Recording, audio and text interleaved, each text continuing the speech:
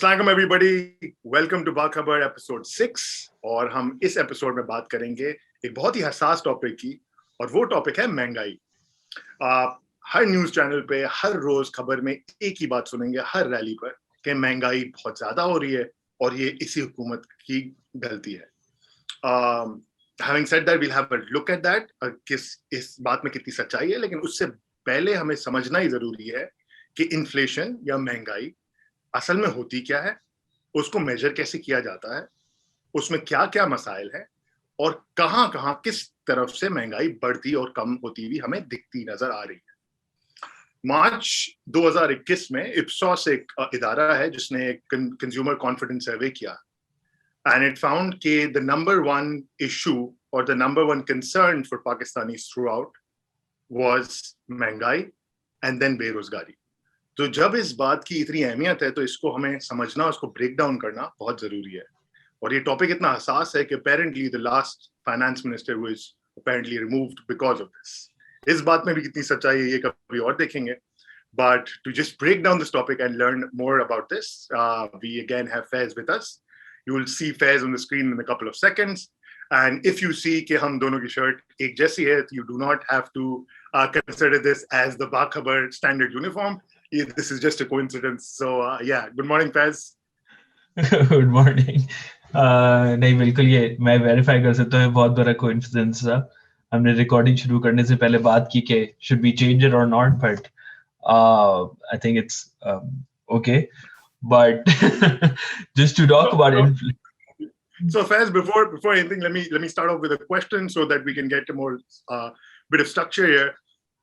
Start off with what is inflation in the most basic of terms so that everybody can understand, और ये पाकिस्तान को और पाकिस्तानियों को इफेक्ट कैसे करता है। बिल्कुल, अब तो इन्फ्लेशन बहुत बेसिक टर्म्स में महंगाई, जैसे हमने वैसे भी बोल चुका है, इसके आप पिछले साल से किसी प्रोडक्ट की प्राइस कंपेयर करेंगे और इस साल देखेंगे कितना चेंज आ चुका है। ये in the simplest terms, price changes over a year is inflation. ठीक है, अब इन्फ्लेशन की बहुत सारी तरीके होते हैं मेजर करने के। जो बहुत कॉमन तरीका है वो होता है कंज्यूमर प्राइस इंडेक्स के थ्रू कैलकुलेट करना। उसमें क्या करते हैं, पाकिस्तान ब्यूरो ऑफ स्टैटिस्टिक्स हमारा जो इदारा है वो जाएगा, वो सर्वे करता है कंज्यूमर्स का कि कंज्यूमर्स पैसे किस चीज पे खर्च करते हैं। तो माहाना आमदनी जो आती है उनकी, फिर उस पे अखराजात जो होते हैं, वो अखराजात किस तरह डिस्ट्रीब्यूट हुए होते हैं। खाने पे कितना खर्चा करते हैं, घर पे कितना खर्चा करते हैं, बाकी कपड़े, रोटी कपड़ा मकान, if you think about it that way, कपड़ों पे कितना खर्चा करते हैं। तो पूरे ये सर्वेस करते हैं और बहुत डिटेल सर्वेस होते हैं। ये अर्बन एरियाज में अलग होते हैं, रूरल एरियाज में अलग होते हैं, और इनकम्स लेवल्स के हिसाब से भी बैट्रिकेट करते हैं। ये तो काफी डिटेल्ड सर्वे होके वो डिसाइड करते हैं कि एवरेज पाकिस्तानी, ठीक है, किस पे कितना पैसा खर्च करता होगा। और ये सर्वेस कोई कंडक्ट हुए थे, जो अभी डेटा यूज हो रहा है कोई 2015-16 में, ठीक है, उसका डेटा अभी यूज कर रहे हैं। तो अब ये पहले उन्होंने डिसाइड कर लिया कि clothing and footwear for example एक कैटेगरी होती है, इस पे कितनी परसेंटेज खर्च करते होंगे लोग। उसमें फिर वो प्रोडक्ट्स डिसाइड करते हैं कि रिप्रेजेंटेटिव प्रोडक्ट्स क्या होते हैं। For example clothing and footwear, जैसे मैंने कैटेगरी बोली, उसमें फुटवेयर जो है वो रिप्रेजेंटेटिव है, it's represented through Bata footwear. ठीक है, तो फीमेल सैंडल अलग, मेल सैंडल अलग, मेल चप्पल अलग, फीमेल चप्पल अलग। So this is going to be, अब बाटा की जब भी प्राइसेस चेंज होंगी, उसके फुटवेयर की कैटेगरी की प्राइसेस चेंज होंगी, फुटवेयर की कैटेगरी की प्राइस चेंज होगी, तो क्लोथिंग एंड फुटवेयर की टोटल प्राइस चेंज होगी, और इवेंचुअली यही इसका इम्पैक्ट टोटल इन्फ्लेशन पे आएगा, बिकॉज ये हम कंज्यूमर प्राइस इंडेक्स मेजर कर रहे हैं। तो think about it in terms of, एक सर्वे हुआ, सर्वे के हिसाब से हमने देखा बकेट्स कौन सी हैं, कंज्यूमर बकेट्स कहलाती हैं। ठीक है, बकेट्स में हमने डिसाइड करा वेट क्या होगा। फॉर एग्जांपल फूड का वेट हमने पहले बात कर चुकी है कि पाकिस्तान में कोई 35% काफी हाई होता है फूड पे स्पेंड। तो 35% फूड हो गया, कोई 20%, 30% एक्चुअली हाउसिंग का हो गया, और फिर बाकी क्लोथिंग, फुटवेयर, बाकी सारे हमने ब्रेकअप्स ले लिए। तो उसमें उनका you allocate weight accordingly। फिर हर कैटेगरी का प्रोडक्ट होगा।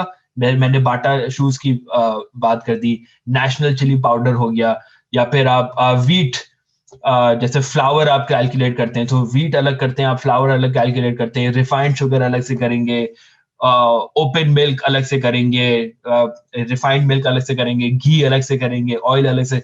काफी एक्सटेंसिव ये सर्विस आप इनको लेके सब चलते हैं और सबकी आप प्राइस ट्रैक करते हैं ओवर अ ईयर। जब ये प्राइस जैसे भी चेंज होती है, वो जो नंबर आपके पास बाहर आके निकलता है वो इन्फ्लेशन का नंबर होता है। We can go into more details, लेकिन होप ये सिंपल आपका एटलीस्ट शुरू से आंसर शुरू तो करना शुरू किया मैंने। That's a great way to describe.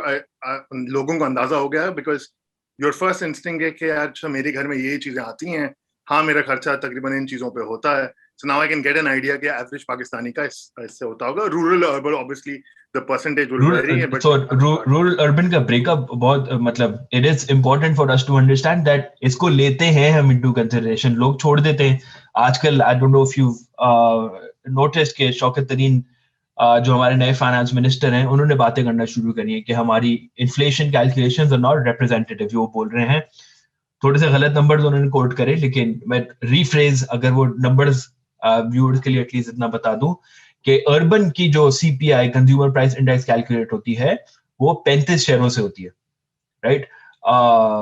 Shaukat तरीन ने बोला था 35 मार्केट्स, वो 35 मार्केट नहीं है, 68 मार्केट्स होती हैं और 35 शहर होते हैं।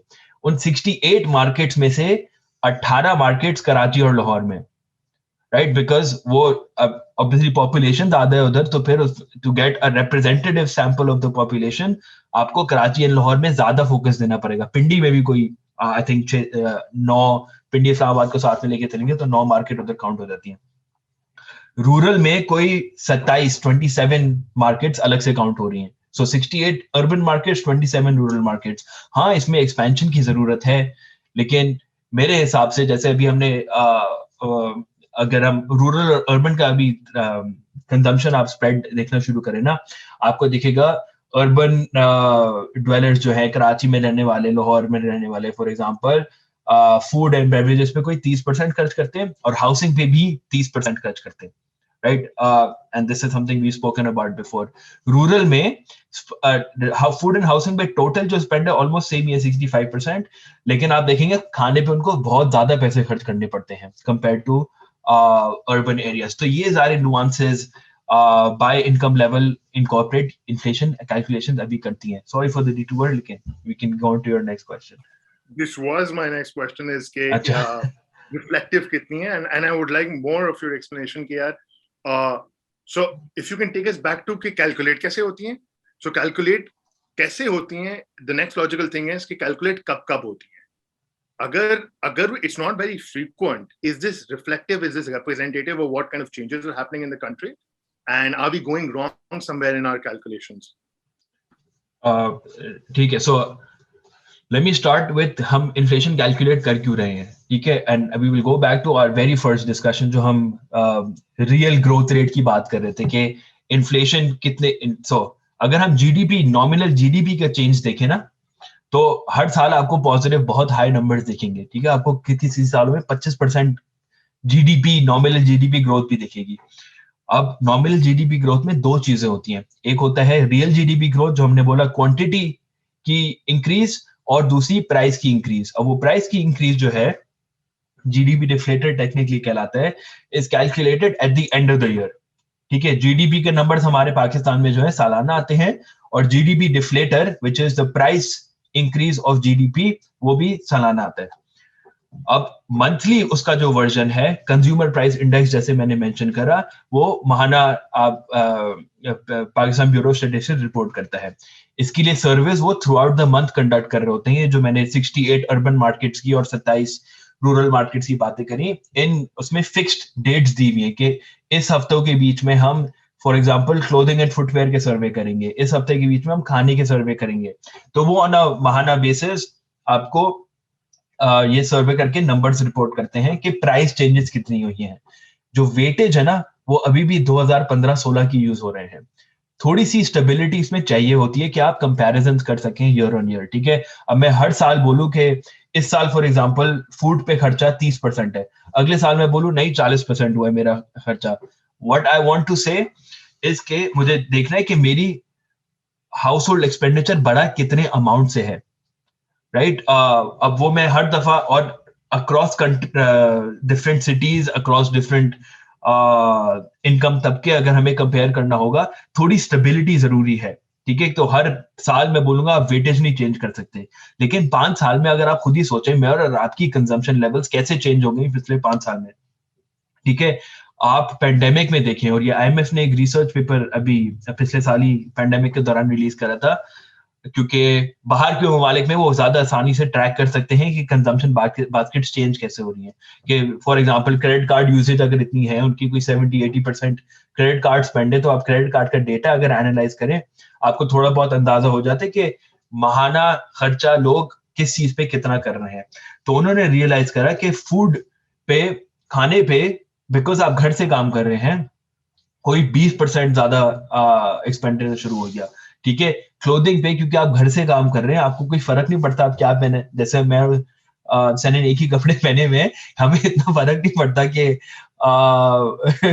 कि हम काम के लिए क्या ड्रेस कर रहे हैं या वो क्या कर रहे हैं। तो क्लोथिंग पे खर्चा बहुत कम हो गया, ठीक है? ट्रांसपोर्ट पे खर्चा कम हो गया। ये दुनिया भर में हुआ है, पाकिस्तान में भी काफी हद तक यही हुआ है।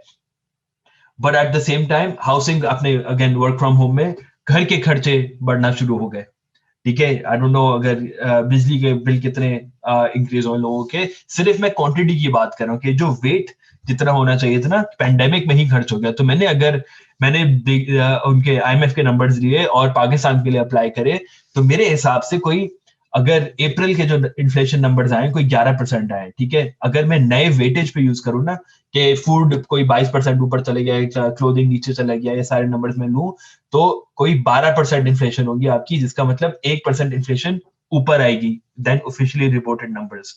अगेन ये मैं बैठ के ऐसी मैथ कर रहा हूँ, कोई प्रॉपर रिग्रेशन नहीं रन कर रहा है या प्रॉपर सर्वे के हिसाब से आंसर नहीं कर रहा, बट मेरे हिसाब से जरूरी है कि पीबीएस बैठे और अपने वेट्स रिवाइज करे। अभी ऑफिशियली जो है हर 10 साल में रिवाइज करने की उनकी लीगली उनको करना चाहिए, जिसका मतलब अगर 2015-16 में किया था, अब 25-26 में करेंगे वो रिवाइज। मसला सिर्फ ये कि पहले भी हमारी लॉज तो होती थी लेकिन फॉलो नहीं होती थी।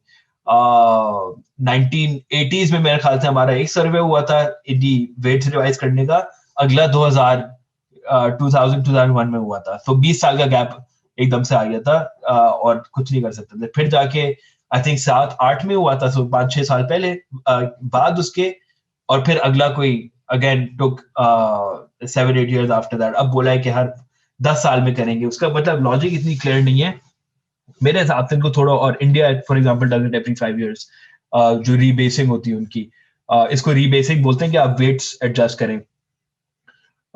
सो रिप्रेजेंटेटिव आई थिंक काफी हद तक है, लेकिन और इनको करना चाहिए through making consumer behaviour more representative as well in inflation calculations. एक और इसमें जो मैंने जीडीपी डिफ्लेटर की बात करी, फिर मैंने सीपीआई महीने की उसकी बात करी, on a weekly basis sensitive price indicator भी रिपोर्ट हुआ जाता है। तो इसके है वीकली सर्विस करती है पीबीएस। तो एक्चुअली पाकिस्तान ब्यूरो स्टैटिस्टिक्स बहुत काम करती है, जो लोग रियलाइज नहीं करते। तो एसपीआई जो सेंसिटिव प्राइस इंडेक्स है, उसमें 52 एसेंशियल कमोडिटीज जो हैं, वो हर महीने उसकी हर हफ्ते उसकी प्राइस चेंजेस रिपोर्ट हो रही होती हैं, which factor into inflation calculations on a monthly basis, which factor into GDP deflator at the end of the year. तो काफी सारी काम हो रहा होता है behind the scenes with surveys. I would request this time you can pause. Actually, you shouldn't be pausing. By the end of the video, you should go and visit the PBS site, pbs.gov.pk. I think they really do a lot of work. आपको शायद थोड़ी primitive feel मिले site पे, but if you start opening all of the PDFs, you will get to see an updated view on almost all sectors of the economy. They do a lot of good work in terms of data, them and the State Bank. Obviously, I always keep on mentioning the State Bank because it makes Faiz very happy. But जैसे I'll give you my personal example. Pandemic के लिए जो 10 साल की बात की फैज ने, pandemic के start होते हुए I'm a big fragrance या perfume fan. I'm fond of suits. I'm fond of shoes. I'm fond of all of those things. लेकिन ये 1.25 साल ने जो है ना, ये सारी चीजों का शौक मेरे दिल से हटा दिया है, because I have nothing to wear this, right? मतलब मैं मीटिंग भी अगर ले सकता हूँ, मैं शर्ट पहन के नीचे शॉर्ट्स पहन लूंगा तो वो चल जाएगा. So that's a big lifestyle change. Obviously, this is the pandemic and things are the new normal. But उससे पहले भी I think 10 years is too big of a time. That's what Faiz mentioned. कि 5 years maybe might make it more representative in terms of weight बदलना. So we understood a very important distinction here. कि weights जो हैं वो 10 साल legally you are the institution is bound to change the weights or have a look at the weights. Baki prices to keep on updating very frequently. The survey of the prices keep on changing very frequently. So that is the important distinction to understand. अच्छा, जब inflation है मुल्क में है एक, तो उससे आम इंसान या पाकिस्तानी को क्या फर्क पड़ता है? अब मैंने ये मेंशन करा कि अप्रैल में फॉर एग्जांपल इन्फ्लेशन कोई 11% थी. इसका मतलब कि अगर जो बास्केट ऑफ गुड्स की हमने बात करी, उसकी price in April 2021 is 11% higher than April 2022. इस दौरान अगर आपकी आमदनी एंड एवरेज लेवल पे 11% से ज्यादा नहीं बढ़ी, in real terms which is adjusted for inflation, you are worse off. ठीक है, तो आपकी सालाना आमदनी अगर इन्फ्लेशन से कम इंक्रीज हो रही है, इन रियल टर्म्स आपकी जो परचेजिंग पावर है वो कम हो रही है.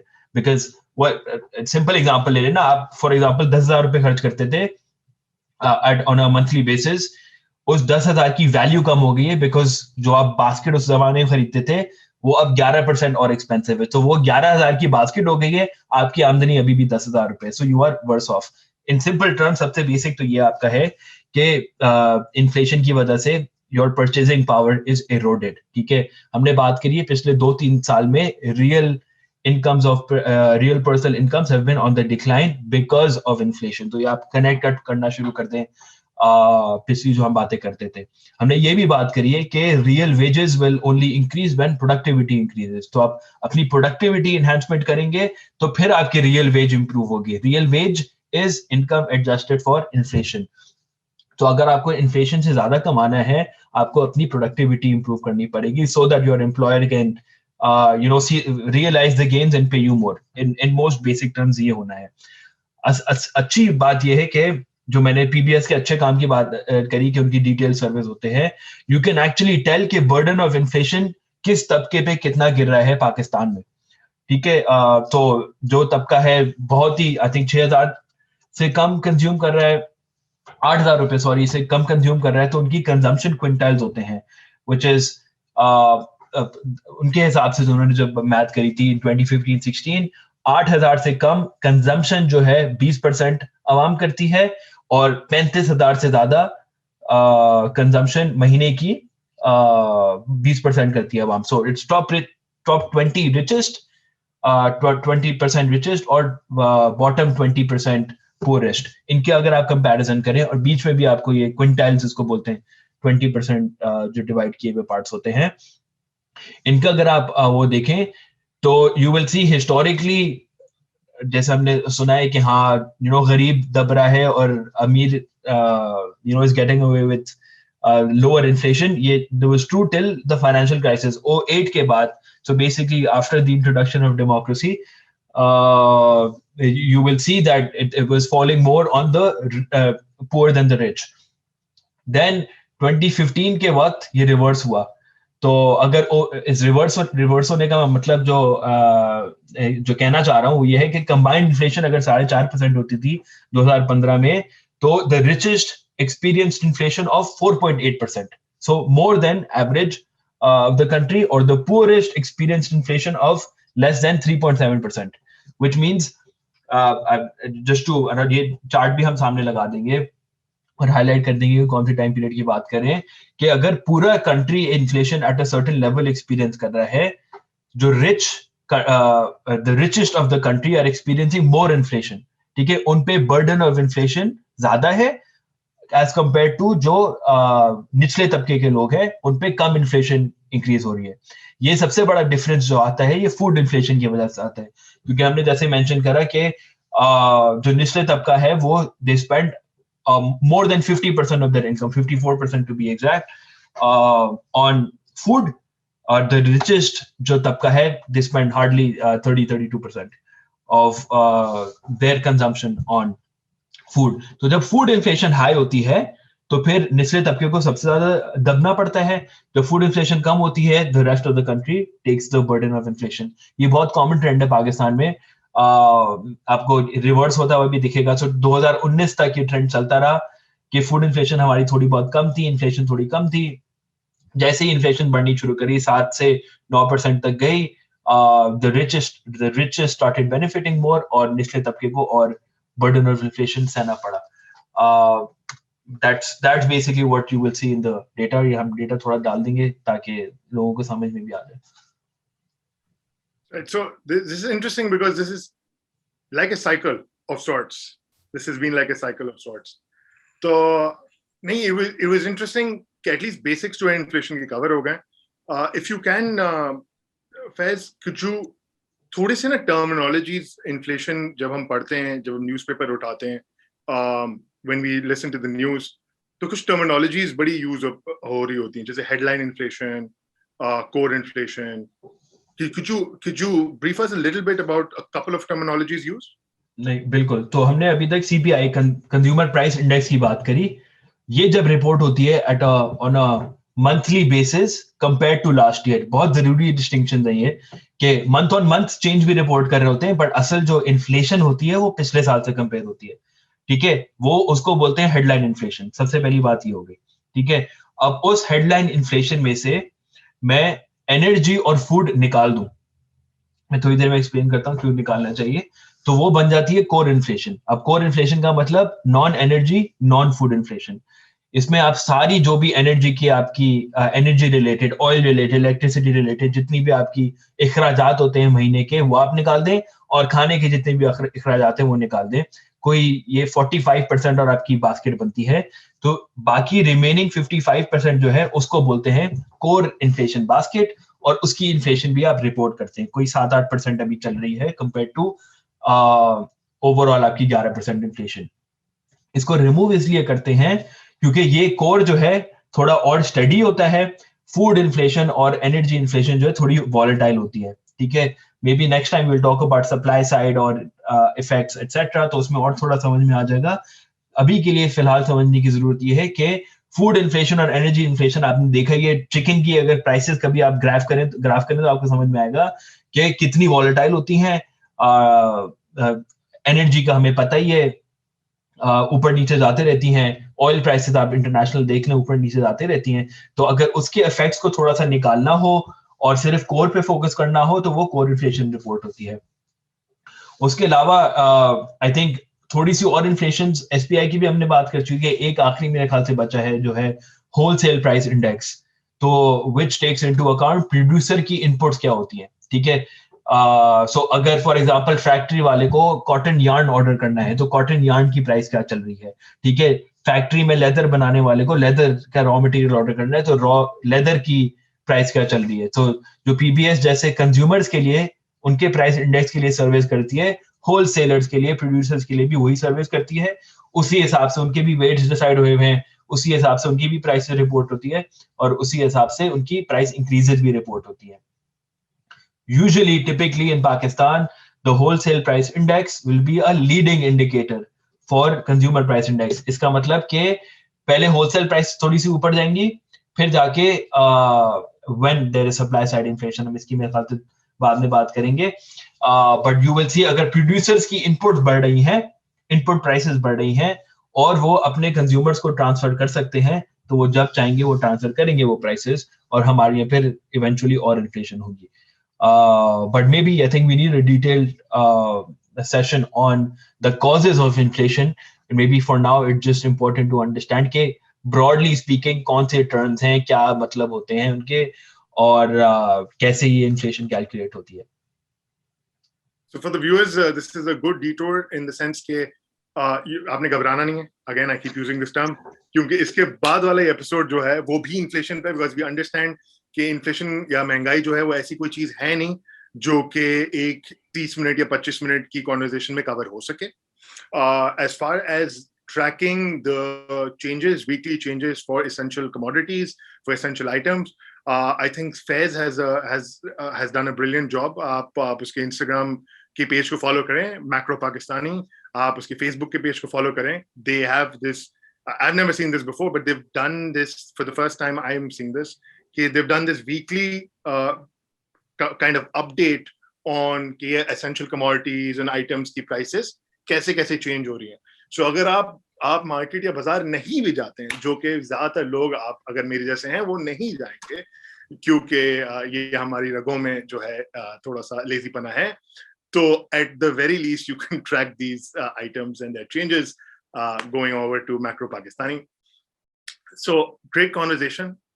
At the very least, through this 30-minute, 25-minute conversation, you've understood कि इन्फ्लेशन क्या है, उसकी वजूहात हम बाद में देख सकते हैं, लेकिन इन्फ्लेशन क्या है, वो क्यों अहम है पाकिस्तान के लिए और पाकिस्तानियों के लिए, ये समझ रखना कि वो क्या चीज है. We spoke about ब्रेकअप क्या है इन्फ्लेशन का, इन्फ्लेशन मेजर कैसे हो सकती है, how is the measurement of inflation, whether that is reflective or not, and what kind of incidents या किस तरीके से वो फर्क रखती है, same number, same statistics, वो क्या फर्क रखती है मुख्तलिफ तबकात पर.